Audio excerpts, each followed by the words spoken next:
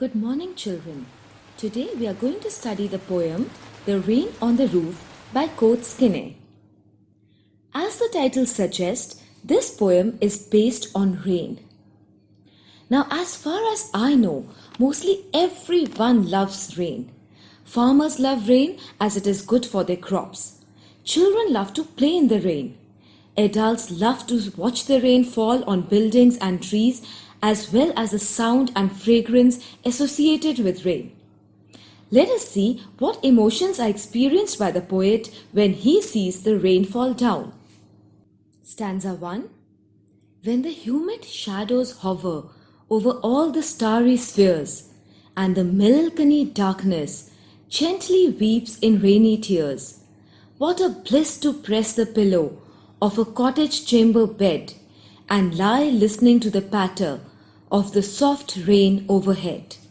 In the first stanza, the poet observes that just before it starts raining, the clear and starry sky gets overcast with rain-bearing clouds, and the sad darkness of the night is removed or cleared away by the rain, which resembles tears falling from the sky. At that time, the poet says he loves to lie down on his bed and listen to the sound of the raindrops falling on his roof. Stanza 2. Every tingle on the shingles has an echo in the heart, and 1,000 dreamy fancies into busy being start, and 1,000 recollections weave their air threads into woof, as I listen to the patter of the rain upon the roof. In this stanza, the poet says that every drop of rain falling on the roof makes a tinkling sound that moves and touches the poet's heart.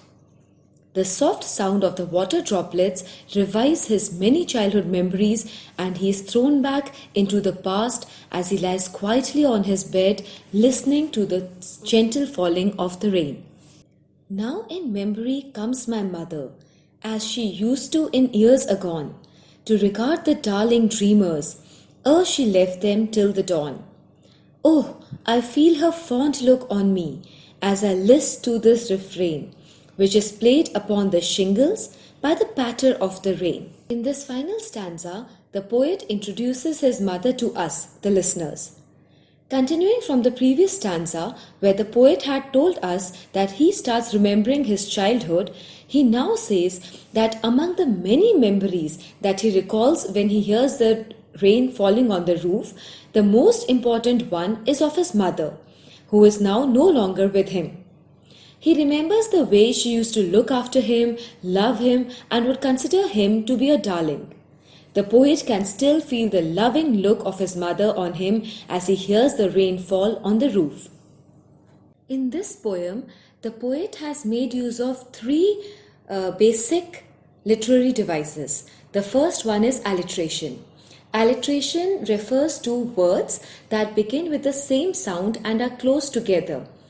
For example, humid shadows hover, starry spheres, cottage chamber. These are all the examples of alliteration used by the poet in this poem.